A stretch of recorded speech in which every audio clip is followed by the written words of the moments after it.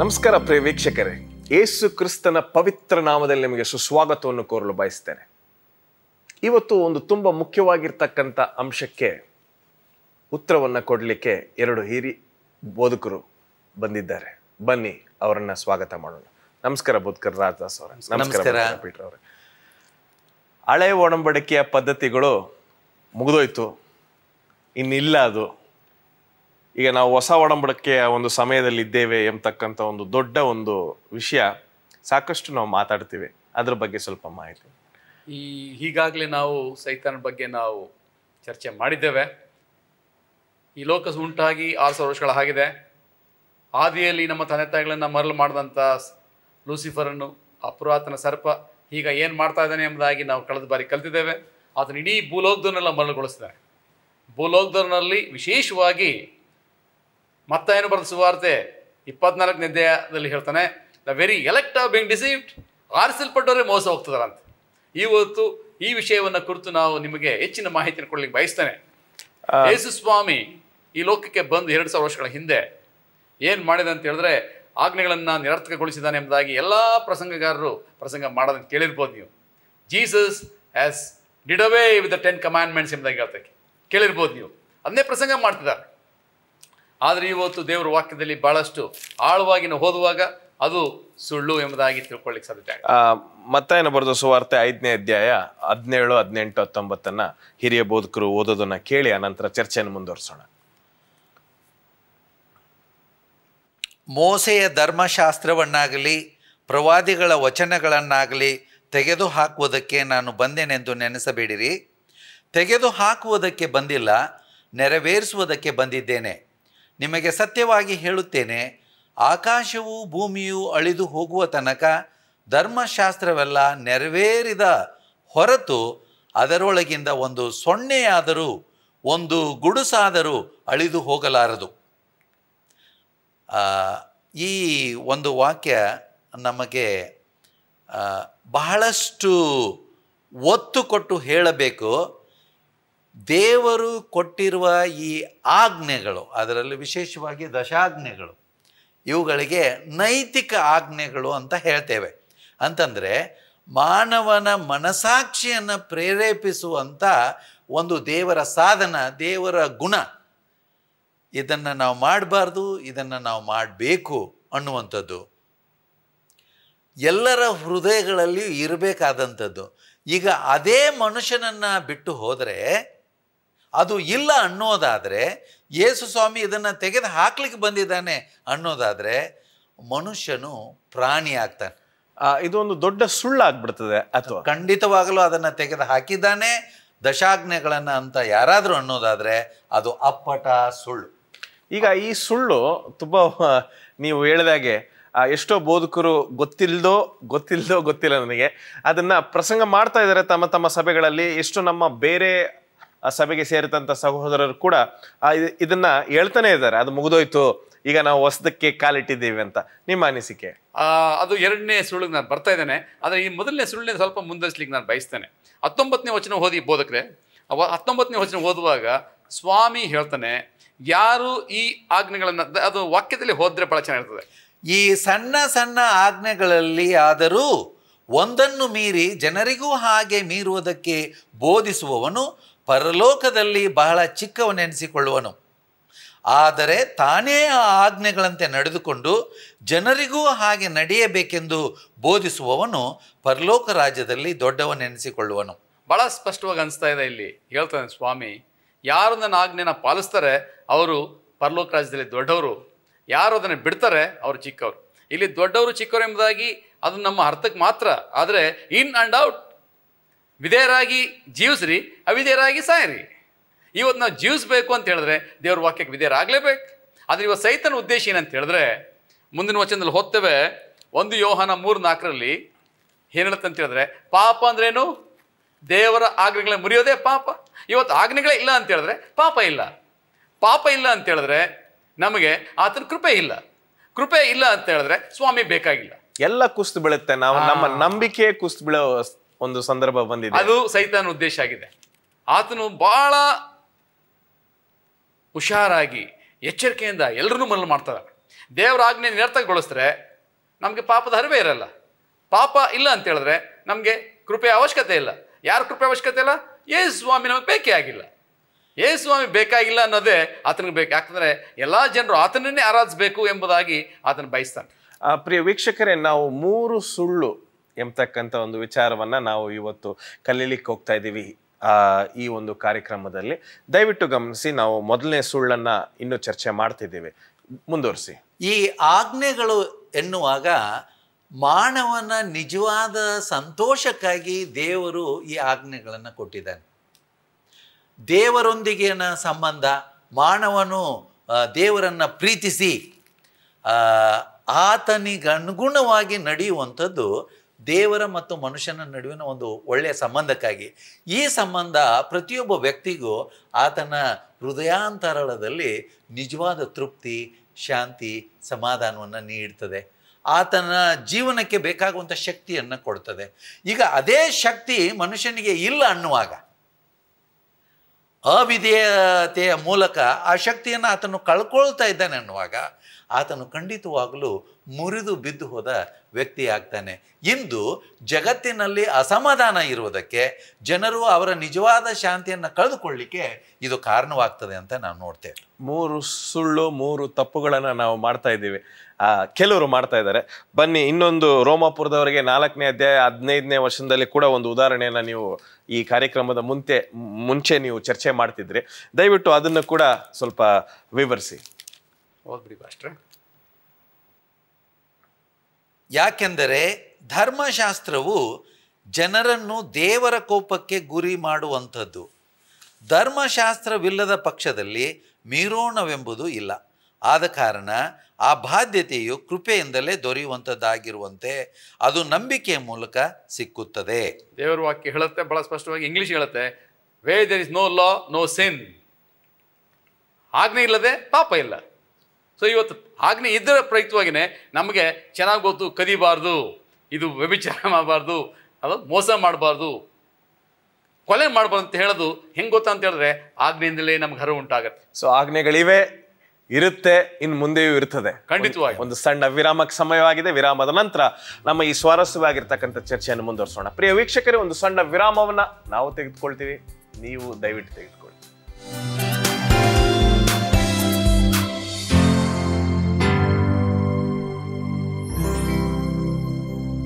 Welcome back.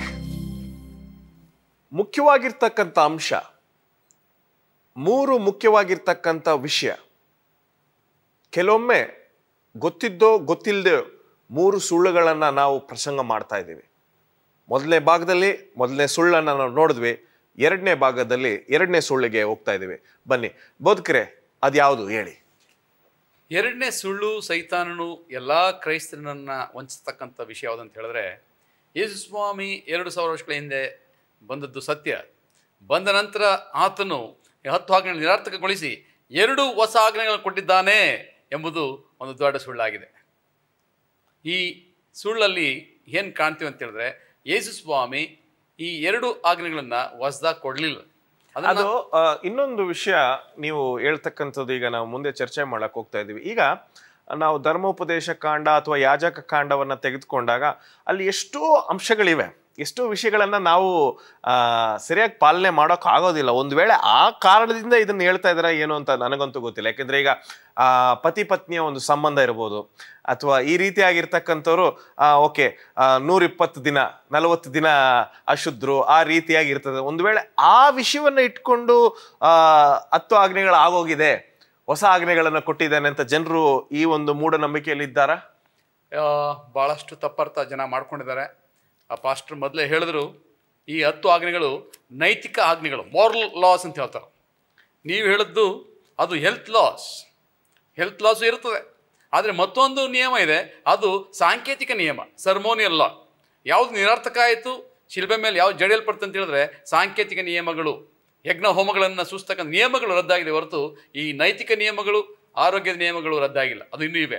ಆದರೆ ಸೈತಾನನು ಇವತ್ತು ಯಾವುದನ್ನು ವಂಚಿಸ್ತಾನೆ ಅಂತ ಹೇಳಿದ್ರೆ ಈ ನೈತಿಕ ಧರ್ಮ, ನೈತಿಕ ಆಜ್ಞೆಗಳು ಇದು ರದ್ದು ಮಾಡಿ ಹೊಸದಾಗಿ ಸ್ವಾಮಿ ಕೊಟ್ಟಿದ್ದಾನೆ ಎಂಬುದಾಗಿ ಹೇಳಿ ಎಲ್ಲ ಜನರನ್ನು ಮರಳು ಮಾಡಿದ್ದಾನೆ. ಆ ಪ್ರಯುಕ್ತವಾಗಿ ಅದನ್ನು ಕುರಿತು ಸ್ವಾಮಿ ಭಾಳ ಸ್ಪಷ್ಟವಾಗಿ ನಮ್ಗೆ ಅರ್ಥ ಕೊಡ್ತಿದ್ದಾನೆ. ಯಾರು ದೇವ್ರ ವಾಕ್ಯ ಓದ್ತಾರೆ ಅವ್ರು ಯಾವತ್ತೂ ಮರಲಾಗ್ಲಿಕ್ಕೆ ಸಾಧ್ಯತೆ ಇಲ್ಲ. ಮತ್ತಾಯನ ಬರೆದ ಸುವಾರ್ತೆ 22ನೇ ಅಧ್ಯಾಯ 37ರಿಂದ 39ನೇ ವಚನವನ್ನು ಓದುವ.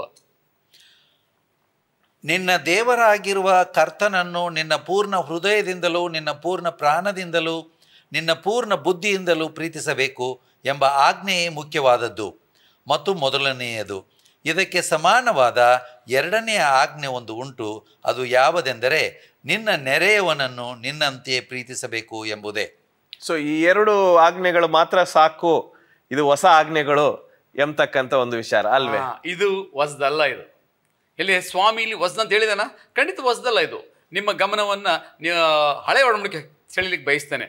ಧರ್ಮೋಪದೇಶ ಕಂಡ 6ನೇ ಅಧ್ಯಾಯ 5ನೇ ವಚನ ಓದಿ ಪ್ರಿಯ ಪಾಸ್ಟ್ರೆ. ಈಗ ಅವರು ಸತ್ಯ ವಚನವನ್ನು ತೆಗೆಯುವವರೆಗೂ ಈಗ ನಾವು ಈ ರೀತಿಯಾದ ಒಂದು ಕಷ್ಟ ಬರ್ತಕ್ಕಂಥದ್ದು ನಾವು ಸತ್ಯವೇದವನ್ನ ಸರಿಯಾಗಿ ಓದಿ ಅರ್ಥ ಮಾಡ್ಕೊಳ್ಳದೆ ಇರುವ ಸಂದರ್ಭದಲ್ಲಿ ಮಾತ್ರ. ಓದಿ ಬೋಧಕರೇ. ಧರ್ಮೋಪದೇಶ ಕಂಡ 6:5, ನೀವು ನಿಮ್ಮ ದೇವರಾದ ಯೆಹೋವನನ್ನು ಪೂರ್ಣ ಹೃದಯದಿಂದಲೂ ಪೂರ್ಣ ಪ್ರಾಣದಿಂದಲೂ ಪೂರ್ಣ ಶಕ್ತಿಯಿಂದಲೂ ಪ್ರೀತಿಸಬೇಕು. ನೋಡ್ರಿ, ಆ ಮೊದಲನೇ ಆಜ್ಞೆ ನಿನ್ನ ದೇವರ ಯೆಹೋವನನ್ನ ಪೂರ್ಣ ಹೃದಯದಿಂದಲೂ ಪೂರ್ಣ ಶಕ್ತಿಯಿಂದಲೂ ಪೂರ್ಣ ಪ್ರಾಣದಿಂದ ಪ್ರೀತಿಸಬೇಕೆಂಬುದಾಗಿ ಯೇಸು ಸ್ವಾಮಿ ಹೊಸ ಒಡಂಬಡಿಕೆ ಹೇಳಿದ್ದು ಹಳೆ ಒಡಂಬಡಿಕೆಯಲ್ಲೂ ಸಹ ಹೇಳಿದಾನೆ. ಯಾಕಂದರೆ ಅದೇ ದೇವರು. The old testament Jehovah is new testament Jesus. ಮರಿಬಾರ್ದು. ಅನೇಕ ಜನ ತಿಳ್ಕೊಂಡಿದ್ದಾರೆ ಯೆಹೋವಾ ದೇವರು ಬೇರೆ, ಯೇಸು ಸ್ವಾಮಿ ಬೇರೆ ಅಂತ ಹೇಳ್ತಿದ್ದಾರೆ. ಬಹುಶಃ ಯೇಸು ಸ್ವಾಮಿ ಬೇರೆ ಆಗಿದ್ರೆ ಬೇರೆ ಆಜ್ಞೆ ಕೊಡಬೇಕಿತ್ತು. ಇದು ಹೊಸ ಆಜ್ಞೆ ಅಲ್ಲ, ಇದು ಹಳೆಯದು ಎಂಬುದಾಗಿ ನಿಮ್ಮ ಆ ಗಮನವನ್ನು ಸೆಳೆಯಲಿಕ್ಕೆ ಬಯಸ್ತೇನೆ. ಎರಡನೇದಾಗಿ ಯಾಜಕ ಕಂಡ 9ನೇ ಅಧ್ಯಾಯ 18ನೇ ವಚನದಲ್ಲಿ ಹೋದೋಣ. ಈ ಒಂದು 2 ವಚನಗಳು ಹೊಸ ಒಡಂಬಡಿಕೆಯಲ್ಲಿ ಹಳೆ ಒಡಂಬಡಿಕೆಯಲ್ಲಿ ನಾವು ನೋಡಿದಾಗ ದೇವರು ಬದಲಾಗಿಲ್ಲ, ನಿಯಮಗಳು ಕೂಡ ಬದಲಾಗಿಲ್ಲ ಎಂಬತಕ್ಕಂಥ ಅಂಶ ತುಂಬಾ ಚೆನ್ನಾಗಿ ಕಂಡು ಬರ್ತಾ ಇದೆ. ಓದಿ ಬೋಧಕರೇ.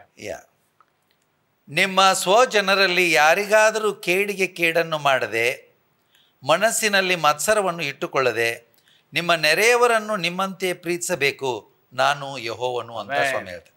ಸ್ವಾಮಿ ಬಹಳ ಸ್ಪಷ್ಟವಾಗಿ ಹೇಳಿದ್ರೆ ನಿನ್ನ ನೆರೆಯವನನ್ನ ನಿನ್ನಂತೆಯೇ ಪ್ರೀತಿಸಬೇಕೆಂಬುದಾಗಿ. ಯಾವಾಗ ಹೇಳ್ದ? 4000 ವರ್ಷಗಳ ಹಿಂದೆ ಇಸ್ರೇಲ್ ಜನರಿಗೆ ಕೊಟ್ಟಂಥ ದೇವರು 2000 ವರ್ಷಗಳ ಹಿಂದೆ ಮನುಷ್ಯನಾಗಿ ಮಾನವನಾಗಿ ನರವತಾರ ತಾಳಿ ಲೋಕಕ್ಕೆ ಬಂದಂಥ ದೇವರು ಅದೇ ಆಜ್ಞೆನ ಮತ್ತೆ ಕೊಡ್ತಾ ಇದ್ದಾನೆ. This is nothing new. ಯಾವುದು ಹೊಸದಿಲ್ಲ, ಎಲ್ಲ ಹಳೇದೇ ಇದೆ. ಆದರೆ ಇವತ್ತೆಲ್ಲ ಪ್ರಸಂಗಗಾರರು ಪ್ರಸಂಗ ಮಾಡ್ತಾರೆ, Jesus has abolish the 10 commandments and has given 2 new commandments. ಇದನ್ನು ಸ್ವಲ್ಪ ಹಿನ್ನೆಲೆ ನೋಡಿದ್ರೆ, ಕಾಂಟೆಕ್ಸ್ಟ್ ನೋಡುವಾಗ, ಒಬ್ಬ ಯವನಸ್ಥನು ಸ್ವಾಮಿ ಬಳಿಗೆ ಬಂದು, ಸ್ವಾಮಿ ನಾನು ನಿತ್ಯ ಜೀವನ ಪಡೆಯಬೇಕಾದ್ರೆ ಏನು ಮಾಡಬೇಕು ಎಂದು ಪ್ರಶ್ನೆ ಹಾಕುವಾಗ ಸ್ವಾಮಿ ಹೇಳ್ತಾನೆ, ನಿನ್ನ ದೇವರ ದೇವರನ್ನು ಪೂರ್ಣದಿಂದ ಪ್ರೀತಿ ಮಾಡು, ನಿನ್ನ ನೆರೆಯವರು ನಿನ್ನಂತೆ ಪ್ರೀತಿ ಮಾಡು ಎಂಬುದಾಗಿ ಆತನಿಗೆ ಉತ್ತರ ಕೊಟ್ಟನ ಹೊರತು ಹೊಸ ಆಜ್ಞೆ ಕೊಡ್ತೀನಿ ಅಂತ ಹೇಳಿಲ್ಲ, ಎಲ್ಲೂ ಇಲ್ಲ. ಬೋಧಕರಾದ ಪೀಟರ್ ಅವರೇ, ನೀವೇನಾದರೂ ಸೇರಿಸ್ತೀರಾ? ಬಹಳ ಪ್ರಾಮುಖ್ಯ ಇದರ ಪ್ರಸ್ತಾಪವನ್ನು ನಾವು ಮಾಡಲೇಬೇಕು. ಈ 10 ನಿಯಮಗಳನ್ನು ನಾವು ಏನು ನೈತಿಕ ಆಜ್ಞೆಗಳು ಅಂತ ಕರಿತೇವೆ, ಇವುಗಳಲ್ಲಿ ಮೊದಲು 4 ದೇವರನ್ನ ಪ್ರೀತಿಸುವಂಥದ್ದಾಗಿದೆ. ಮನುಷ್ಯನು ದೇವರೊಂದಿಗಿನ ಸಂಪರ್ಕ ಹೊಂದಿ ಕರ್ತವ್ಯ ಮನುಷ್ಯನಿಗೂ ದೇವರಿಗೂ ಇರತಕ್ಕಂಥ ಕರ್ತವ್ಯ, ಅದು ಪ್ರೀತಿಯ ಕರ್ತವ್ಯ. ಇನ್ನು ಉಳಿದ 6 ಆಜ್ಞೆಗಳು ಮನುಷ್ಯನಿಗೆ ಸಲ್ಲಿಸತಕ್ಕಂಥ ಕರ್ತವ್ಯ. ಸೊ ಈ ಆಜ್ಞೆಗಳನ್ನು ಪ್ರಾಧಾನ್ಯವಾಗಿ ಯಹೂದ್ಯರು ಇಟ್ಟುಕೊಂಡು ಇವುಗಳನ್ನು ಪಾಲಿಸಿದರೆ ನಮಗೆ ರಕ್ಷಣೆ ಅನ್ನುವಂಥ ಒಂದು ಆಲೋಚನೆ ಅವರಲ್ಲಿ ತುಂಬಿತ್ತು. ಸ್ವಾಮಿ ಅವರಿಗೆ ಹೇಳಿಕೊಟ್ಟದ್ದು, ಈ ಆಜ್ಞೆಗಳನ್ನು ಪಾಲಿಸಿದರೆ ನಮಗೆ ರಕ್ಷಣೆ ಇದೆ, ಪರಲೋಕ ಇದೆ, ನಾವು ಶ್ರೇಷ್ಠ ಜನರು ಅನ್ನುವಂಥದ್ದು. ಇಲ್ಲಿ ಸ್ವಾಮಿ ಒಂದು ಭಾಳ ಪ್ರಾಮುಖ್ಯವಾದಂಥದ್ದನ್ನು ಅವರಿಗೆ ಕಲಿಸ್ತಾ ಇದ್ದ. ಏನೆಂದರೆ, ಯೇಸು ಸ್ವಾಮಿಯವರನ್ನು ಈಗ ದೇವರನ್ನಾಗಿ ಅವರು ಸ್ವೀಕರಿಸುವಾಗ ದೇವರಾತ್ಮನ ಬಲದಿಂದ ಈ ಪ್ರೀತಿಯ ಪರಿಪೂರ್ಣತೆಯನ್ನು ಅರ್ಥ ಮಾಡಿಕೊಂಡು ದೇವರನ್ನು ಮನುಷ್ಯರನ್ನು ಪೂರ್ಣ ಹೃದಯದಿಂದ ಪ್ರೀತಿಸುವ ಸಾಮರ್ಥ್ಯ ಯೇಸು ಸ್ವಾಮಿಯವರ ಮೂಲಕ ಮಾನವರಿಗೆ ಕೊಡಲ್ಪಟ್ಟಿತು. ಈ ಅಂಶವನ್ನು ಆತನು ಎತ್ತಿ ಹೇಳ್ತಾ ಇದ್ದಾನೆ. ಪೌಲನು ಇದನ್ನೇ ರೋಮಾಪುರದವರಿಗೆ 13ನೇ ಅಧ್ಯಾಯದಲ್ಲಿ ಏನಂತ ಹೇಳ್ತಾನೆ, 8ರಿಂದ ಕೆಲವು ವಚನಗಳಲ್ಲಿ, ಒಬ್ಬರನ್ನೊಬ್ಬರು ಪ್ರೀತಿಸಬೇಕೆಂಬ ಋಣವೇ ಹೊರತು ಬೇರೆ ಯಾವ ಸಾಲವು ನಿಮಗಿರಬಾರದು. ಮತ್ತೊಬ್ಬರನ್ನು ಪ್ರೀತಿಸುವವನು ಧರ್ಮ ಪ್ರಮಾಣವನ್ನೆಲ್ಲ ನೆರವೇರಿಸಿದ್ದಾನೆ. ಹೇಗೆಂದರೆ, ವ್ಯಭಿಚಾರ ಮಾಡಬಾರದು, ನರಹತ್ಯೆ ಮಾಡಬಾರದು, ಕದಿಯಬಾರದು, ಪರರ ಸೊತ್ತನ್ನು ಆಶಿಸಬಾರದು, ಈ ಮೊದಲಾದ ಎಲ್ಲ ಕಟ್ಟಳೆಗಳು ನಿನ್ನ ನೆರೆಯವನನ್ನು ನಿನ್ನಂತೆ ಪ್ರೀತಿಸಬೇಕೆಂಬ ಒಂದೇ ಮಾತಿನಲ್ಲಿ ಅಡಕವಾಗಿದೆ. ಸೊ ಆಜ್ಞೆಗಳು ಹೊಸದಾಗಿ ಅಂದರೆ ಬರೀ 2 ಆಜ್ಞೆಗಳನ್ನು ದೇವರು ಕೊಡಲಿಲ್ಲ. ಹೊಸದೇನೂ ಅಲ್ಲ, ಎಲ್ಲ ಹೊಸದೇನೂ ಅಲ್ಲ. ಹಳೆ ಒಡಂಬಡಿಕೆಯಿಂದ ಹೊಸ ಒಡಂಬಡಿಕೆ ಒಂದೇ ದಾರ ಹೋಗ್ತಾ ಇದೆ ಎಂಬತಕ್ಕಂಥ ಒಂದು ಅಂಶವನ್ನ ನಾವು ಇನ್ನೂ ಚರ್ಚೆ ಮಾಡೋಣ. ಒಂದು ಸಣ್ಣ ವಿರಾಮಕ್ಕೆ ಸಮಯವಾಗಿದೆ. ಮುಂದಿನ ಭಾಗದಲ್ಲಿ ಪ್ರಿಯ ವೀಕ್ಷಕರೇ 3ನೇ ಸುಳ್ಳನ್ನ ನಾವು ಚರ್ಚೆ ಮಾಡ್ಲಿಕ್ಕೆ ಹೋಗ್ತಾ ಇದ್ದೀವಿ. ಒಂದು ಸಣ್ಣ ವಿರಾಮವನ್ನ ನಾವು ತೆಗೆದುಕೊಳ್ತೀವಿ, ನೀವು ತೆಗೆದುಕೊಳ್ಳಿ.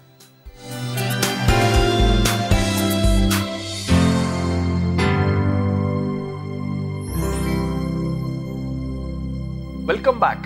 ಬನ್ನಿ ನಮ್ಮ ಚರ್ಚೆಯನ್ನು ಮುಂದುವರಿಸ್ತಾ ಇದ್ದೀವಿ. ಮೊದಲನೇ ಭಾಗದಲ್ಲಿ ಮೊದಲನೇ ಸುಳ್ಳನ್ನು ನೋಡಿದ್ವಿ, 2ನೇ ಭಾಗದಲ್ಲಿ 2ನೇ ಸುಳ್ಳು, ಈಗ 3ನೇ ಭಾಗದಲ್ಲಿ ತುಂಬಾ ಮುಖ್ಯವಾಗಿರ್ತಕ್ಕಂಥ ಒಂದು ಅಂಶವನ್ನ ಕಲಿಲಿಕ್ಕೆ ಹೋಗ್ತಾ ಇದ್ದೀವಿ. ಈ 3ನೇ ಸುಳ್ಳು ಯಾವುದು ಬೋಧಕರಾದ ರಾಜದಾಸ್ ಅವರೇ?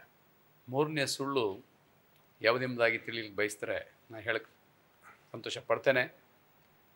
ಯೇಸು ಸ್ವಾಮಿ ಈ ಲೋಕಕ್ಕೆ ಬಂದ ಮೇಲೆ ಆತನ ಹೇಳದ ನನ್ನ ಕೃಪೆ ನಿನಗೆ ಸಾಕು ಎಂಬುದಾಗಿ. ಆ ಪ್ರಯುಕ್ತವಾಗಿ ಇವತ್ತು ಸೈತಾನ ಅದನ್ನು ತೆಗೆದುಕೊಂಡು ಎಲ್ಲ ಕ್ರೈಸ್ತರಿಗೆ ಹೇಳಿದಾನೆ, we are all saved by grace, ಆತನ ಕೃಪೆಯಿಂದ ನಮ್ಮ ರಕ್ಷಣೆ ಆಗಿದೆ, ಅದರ ಆಜ್ಞೆಗಳು ಬೇಕಾಗಿಲ್ಲ ಎಂಬುದಾಗಿ ಹೇಳ್ತಾ ಇದ್ದಾನೆ. ಇದು ಮಹಾ ದೊಡ್ಡ ಸುಳ್ಳು ಎಂಬುದಾಗಿ ನನ್ನ ನಂಬಿಕೆ ಆಗಿದೆ. ಅದನ್ನು ಕುರಿತು ಇನ್ನೂ ಹೆಚ್ಚಾಗಿ ತಿಳ್ಕೊಳ್ಬೇಕಾದ್ರೆ ನಮ್ಮ ಸತ್ಯವೇದಗಳನ್ನು ರೋಮಪುರದ ಬರೆದ ಪತ್ರಿಕೆ 3ನೇ ಅಧ್ಯಾಯ 31ನೇ ವಚನವನ್ನು ಮೊದಲಾಗಿ ಓದೋಣ. ಈ 3ನೇ ಸುಳ್ಳಿಗೆ ನಾವು ಬರ್ತಾ ಇದ್ದೇವೆ.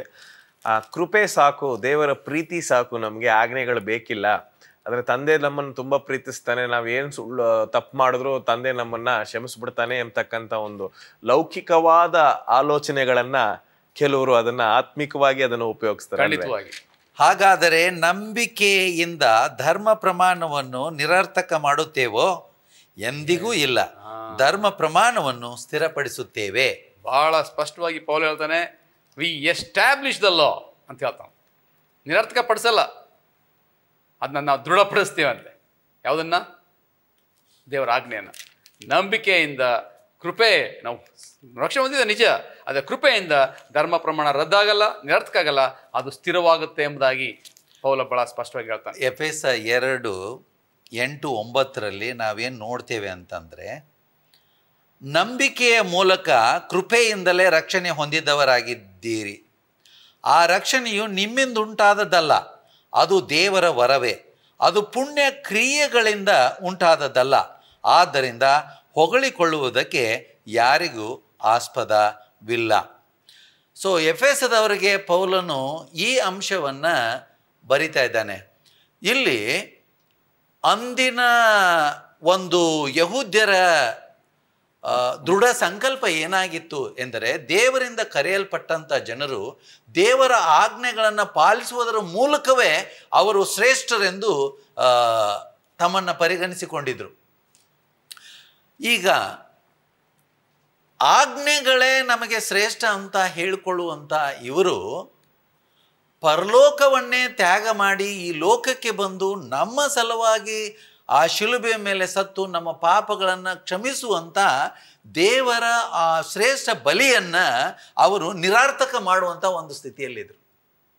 ಇಂಥವರಿಗೆ ತಿಳುವಳಿಕೆಯನ್ನು ಹೇಳ್ತಾ ಪೌಲನು ಏನು ಹೇಳ್ತಿದ್ದಾನೆ, ನಾವು ನಂಬಿಕೆಯಿಂದ ಬರೀ ಆಜ್ಞೆಗಳನ್ನು ಇಡುವುದರ ಮೂಲಕ ರಕ್ಷಣೆ ಹೊಂದ್ತಾ ಇಲ್ಲ, ಆದರೆ ದೇವರ ಕೃಪೆಯಿಂದ ನಾವು ವಿಮೋಚನೆಯನ್ನು ಹೊಂದ್ತಾ ಇದ್ದೇವೆ, ರಕ್ಷಣೆಯನ್ನು ಹೊಂದ್ತಾ ಇದ್ದೇವೆ ಅಂತ. ಅಂದರೆ ನಿಜವಾದ ಭಾವದಲ್ಲಿ ಆಜ್ಞೆಗಳನ್ನು ಕೂಡ ಇವರು ಹಿಡಿದಂಥ ಜನಾಂಗವಾಗಿದ್ದರು ಇಸ್ರಾಯೇಲ್ ಜನರು. ಈಗ ಕೃಪೆಯಲ್ಲಿ ಅನ್ನುವಾಗ ಸ್ವಾಮಿ ತನ್ನ ಒಂದು ಬಲವನ್ನು ನಮಗೆ ಕೊಟ್ಟು ಆ ಆಜ್ಞೆಗಳನ್ನು ಪಾಲಿಸಿ ದೇವರ ಮೆಚ್ಚುಗೆಗೆ ಪಾತ್ರರಾಗುವಂಥ ಭಾಗ್ಯವನ್ನು ಕೊಟ್ಟಿದ್ದಾನೆ. ತುಂಬ ಬಹಳ ಪ್ರಾಮುಖ್ಯವಾದಂಥದ್ದು, ಮುಖ್ಯವಾಗಿರ್ತಕ್ಕಂಥ ಒಂದು ಅಂಶ. ಬೋಧಕರ ರಾಜದಾಸ್ ಅವರೇ, ಈಗ ಕೃಪೆ ಆಜ್ಞೆಗಳು ಅಂತ ನಾವು ಮಾತಾಡ್ತಿದ್ದೇವೆ, ಯಾವ್ದು ದೊಡ್ಡದು? ಕೃಪೆ ದೊಡ್ಡದಾ ಅಥವಾ ಆಜ್ಞೆಗಳು ದೊಡ್ಡದಾ? ಬಹಳ ಒಳ್ಳೆ ಪ್ರಶ್ನೆ ಕೇಳಿದೆ. ಅದಕ್ಕೆ ಪೌಲ ಬಹಳ ಸ್ಪಷ್ಟವಾಗಿ ಕ್ಲಿಯರ್ ಆಗಿ ಉತ್ತರ ಕೊಡ್ತಾನೆ. 6ನೇ ಅಧ್ಯಾಯ ರೋಮಾಪುರದವರೆಗೆ ಪತ್ರಿಕೆ 6ನೇ ಅಧ್ಯಾಯ 14ನೇ ವಚನದಲ್ಲಿ, ನೀವು ಧರ್ಮಶಾಸ್ತ್ರಕ್ಕೆ ಅಧೀನರಲ್ಲ, ಕೃಪೆಗೆ ಅಧೀನರಾಗಿದ್ದೀರಿ ಅಷ್ಟೇ. ಈ ವಚನವನ್ನು ತೆಗೆದುಕೊಂಡು ಎಲ್ಲ ಬೋಧಕರು ಹೇಳ್ತಾರೆ, ನೋಡಿದ್ರ ನಾವು ಧರ್ಮಶಾಸ್ತ್ರಕ್ಕೆ ಅಧೀನರಲ್ಲ, ನಾವು ಕೃಪೆಗೆ ಅಧೀನರಾಗಿದ್ದೇವೆ, we are not slave to the law ಅಂತ ಹೇಳ್ತಾರೆ. ಇಲ್ಲಿ ಸ್ಲೇವ್ ಅಂತ ಏನು ಸ್ವಾಮಿ ಹೇಳ್ತಾ ಇಲ್ಲ. ಏನಂತ ಹೇಳ್ತಂದ್ರೆ ಈ ವಚನ ನಮಗೆ ಭಾಳ ಸ್ಪಷ್ಟವಾಗಿ ತಿಳಿಸ್ತಾ ಇದೆ. ನಾವು ಕೃಪೆಯಿಂದ ರಕ್ಷಣೆ ಅಂದಮೇಲೆ ದೇವರ ಆಜ್ಞೆಯನ್ನು ಪಾಲಿಸೋದು ಭಾಳ ಅವಶ್ಯ ಎಂಬುದಾಗಿ ಪೌಲ ಹೇಳ್ತಾನೆ. ಯಾಕಂತ ಹೇಳಿದ್ರೆ ನಿರರ್ಥಕಗೊಳಿಸಲ್ಲ, ಅದನ್ನು ಸ್ಥಿರಪಡಿಸ್ತು ಎಂಬುದಾಗಿ ಹೇಳಿದ್ದಾನೆ. ಒಂದು ಉದಾಹರಣೆ ಕೊಡ್ಲಿಕ್ಕೆ ಬಯಸ್ತಾನೆ. ಶಾಲೆಯಲ್ಲಿ ಶಿಕ್ಷಕರು ಶಿಕ್ಷಕಿಯರು ಮಕ್ಕಳಿಗೆ ಪರೀಕ್ಷೆ ಕೊಡ್ತಾರೆ. ಪರೀಕ್ಷೆಯಲ್ಲಿ ತೆರಡು ಹೊಂದಲಿಕ್ಕೆ ಎಷ್ಟು ಬೇಕು? ಕಮ್ಮಿ ಅಂದ್ರೂ 35, 100ಕ್ಕೆ 35 ಇರಬೇಕು. ಬಹುಶಃ ಒಂದು ವಿದ್ಯಾರ್ಥಿ 35 ಅಂಕಗಳನ್ನು ಗಳಿಸದೆ ಕೇವಲ 10 ಅಂಕ ಗಳಿಸಿದಾನೆ ಅಂತ ಇಟ್ಕೊಳ್ರಿ, ಆತನು ಖಂಡಿತವಾಗಿ ಅನುತ್ತೀರ್ಣನಾಗಬೇಕು. ಆದರೆ ಟೀಚರ್ ಏನು ಮಾಡ್ತಾ ಅಂದರೆ ಅವ್ರಿಗೆ 25 ಕೃಪಾ ಅಂಕವನ್ನು ಕೊಟ್ಟು ಆತನನ್ನು ತೆರಗಡೆ ಮಾಡ್ತಾರೆ. ಅವನು ಒಳ್ಳೆಯವನಾಗಿರ್ಲಿ ಕೆಟ್ಟವನಾಗಿರ್ಲಿ ಟೀಚರ್ ಕೊಡ್ತಾರೆ ಸಹಜವಾಗಿ. ಯಾಕಂತ ಹೇಳಿದ್ರೆ ಈಗ ನಿಯಮಗಳು ಬದಲಾಗಿದೆ, ಎಲ್ಲರನ್ನು ತೇರ್ಗಡೆ ಮಾಡಬೇಕೆಂಬುದಾಗಿ. ಸ್ವಾಮಿ ಎಲ್ಲರನ್ನೂ ಪ್ರೀತಿ ಮಾಡ್ತಾನೆ, ಒಳ್ಳೆಯವ್ರನ್ನೂ ಪ್ರೀತಿ ಮಾಡ್ತಾನೆ, ಕೆಟ್ಟವ್ರನ್ನೂ ಪ್ರೀತಿ ಮಾಡ್ತಾನೆ, ಎಲ್ರಿಗೂ ಆ ಕೃಪೆ ಕೊಟ್ಟಿದ್ದಾನೆ. 25 ಅಂಕ ಗಳಿಸಿ ಹುಡುಗ ತೇರ್ಗಡೆ ಹೊಂದ ಮೇಲೆ ಆ ಶಿಕ್ಷಕರು ನೋಡಿದ್ಮೇಲೆ ಅವನು ಅವ್ರಿಗೆ ಗೌರವ ಕೊಡ್ತಾನ ಅಥವಾ ಅಗೌರವ ಮಾಡ್ತಾನ? ಹೇಳ್ರಿ. ಗೌರವ ಕೊಡ್ತಾನೆ. ಅವ್ರು ಹೇಳ್ದದ್ ಮಾಡ್ತಾನ, ಮಾಡಲ್ಲ ಅಂತೀರ? ಖಂಡಿತವಾಗಿ ಮಾಡ್ತಾನೆ. ಎಲ್ಲ ವಿದ್ಯಾರ್ಥಿಗಳಿಂದ ಈತನು ಹೆಚ್ಚಾಗಿ ಶಿಕ್ಷಕರನ್ನ ಗೌರವಿಸ್ತಾನೆ. ಯಾಕೆ? ಹೆಚ್ಚು ಕೃಪೆ ಸಿಕ್ಕಿದೆ. More grace more obedience. ಹೆಚ್ಚು ಕೃಪೆ ಹೊಂದವರು ಹೆಚ್ಚು ವಿಧೇಯರಾಗಿರ್ಬೇಕು. ಆದರೆ ಸೈತನ ಹೇಳ್ತಾನೆ ಕೃಪೆಯಿಂದ ನಿಮಗೇನಾಗಿದೆ? ರಕ್ಷಣೆ ಆಗಿದೆ. ನೀವು ದೇವರ ಆಜ್ಞೆಗೆ ಏನಾಗೋ ಅವಶ್ಯಕತೆ ಇಲ್ಲ, ವಿಧೇಯರಾಗೋ ಅವಶ್ಯಕತೆ ಇಲ್ಲ ಎಂಬುದಾಗಿ ಹೇಳಿ ಅನೇಕರನ್ನ ಮರಳುಗೊಳಿಸ್ತಾರೆ. ಸೊ ಆ ಪ್ರಶ್ನೆಗೆ ಕೃಪೆ ದೊಡ್ಡದಾ ಆಜ್ಞೆಗಳು ದೊಡ್ಡದಾ ಎಂಬತಕ್ಕಂಥದಕ್ಕೆ ಉತ್ತರವನ್ನೇ ನಾವು ಕೊಡಕ್ ಸಾಧ್ಯ ಇಲ್ಲ. ಇಲ್ಲ, ಕೊಡ್ಬೋದು. ಅದು ದೊಡ್ಡವು ಅಂತ ನಾವು ಹೇಳಲಿಕ್ಕೆ ಆಗೋದಿಲ್ಲ. ಅರ್ಥ ಮಾಡ್ಕೊಳ್ಳೋಣ. ಆಜ್ಞೆಗಳನ್ನೇ ನಾವು ಬರೀ ಮನುಷ್ಯರಾಗಿ ಇಟ್ಕೊಳ್ಳಿಕ್ಕೆ ಇಂದು ಸಾಧ್ಯವಿಲ್ಲ. ಇದನ್ನೇ ಸ್ವಾಮಿ ಈ ತನ್ನ ರಕ್ಷಣೆಯ ಯೋಜನೆಯಲ್ಲಿ ತೋರಿಸಿದ್ದು. ಧರ್ಮಶಾಸ್ತ್ರಕ್ಕೆ ಪೌಲನು ಹೇಳುವಂಥದ್ದು, ಧರ್ಮಶಾಸ್ತ್ರಕ್ಕೆ ನಿಮ್ಮನ್ನು ರಕ್ಷಿಸುವ ಶಕ್ತಿ ಅದಕ್ಕೆ ಇಲ್ಲ. ಆದರೆ ಅದು ರಕ್ಷಣೆಯಲ್ಲಿ ನೀವು ಸೇರಿದ್ದೀರಿ ಅನ್ನುವಂಥ ಗುಣಗಳನ್ನು ತೋರಿಸ್ಲಿಕ್ಕೆ ಅವುಗಳನ್ನು ನಾವು ಇಟ್ಕೊಳ್ಬೇಕು. ತುಂಬ ಚೆನ್ನಾಗಿ ಹೇಳಿದ್ರಿ. ತುಂಬ ಸಾಕಷ್ಟು ವಿಷಯಗಳಿವೆ, ಆದರೆ ನಾವು ಸಮಯಬದ್ಧರಾಗಿ ಈ ಕಾರ್ಯಕ್ರಮವನ್ನು ನಡೆಸ್ತಾ ಇದ್ವಿ. ಒಂದು ಸಣ್ಣ ಪ್ರಾರ್ಥನೆಯೊಂದಿಗೆ ದಯವಿಟ್ಟು ಹಿರಿಯ ಬೋಧಕರು ಮಾಡಬೇಕು ಅಂತ. ಪರಿಶುದ್ಧ ತಂದೆಯೇ, ದೇವರೇ, ನಿಮ್ಮ ನಾಮಕ್ಕೆ ಸ್ತೋತ್ರವಾಗಲಿ. ನಿಮ್ಮ ಕೃಪೆಗೆ ನಾವು ಪಾತ್ರರಾಗಿ ಆ ಪಾತ್ರದಲ್ಲಿ ನಿಮಗೆ ವಿಧೇಯರಾಗಿ ನಿಮ್ಮನ್ನೇ ಮೆಚ್ಚಿಸುತ್ತಾ ನಿಮ್ಮನ್ನು ಪ್ರೀತಿಸುತ್ತಾ ನಿಮ್ಮ ಅನ್ಯೋನ್ಯತೆಯಲ್ಲಿ ಸೇರುವಂಥ ಭಾಗ್ಯವನ್ನು ನಮಗೂ ಹಾಗೂ ವೀಕ್ಷಕರಿಗೂ ನೀಡಿರೆಂದು ಯೇಸು ಸ್ವಾಮಿಯವರ ಹೆಸರಿನಲ್ಲಿ ಬೇಡಿಕೊಳ್ಳುತ್ತೇನೆ. ಆಮೇನ್. ಮಾಹಿತಿಗಳನ್ನು ಕೊಟ್ಟಿದ್ದಕ್ಕಾಗಿ ಯೇಸು ಕ್ರಿಸ್ತನ ನಾಮದಲ್ಲಿ ನಿಮ್ಮಿಬ್ಬರನ್ನು ವಂದಿಸ್ತೇನೆ. ಪ್ರಿಯ ವೀಕ್ಷಕರೇ, ಖಂಡಿತವಾಗ್ಲೂ ಈ ಕಾರ್ಯಕ್ರಮದ ಮೂಲಕ ಕೆಲವು ತಪ್ಪಾದ ಆಲೋಚನೆಗಳನ್ನು ನಾವು ಬದಲಾಯಿಸಿದ್ದೇವೆ ಎಂಬತಕ್ಕಂಥದ್ದೇ ನಮ್ಮ ನಂಬಿಕೆ. ದೇವರು ನಿಮ್ಮನ್ನು ಆಶೀರ್ವದಿಸಲಿ. ಸತ್ಯವೇದವನ್ನು ಇನ್ನೂ ಚೆನ್ನಾಗಿ ಅರ್ಥ ಮಾಡ್ಕೊಳ್ಳಿ.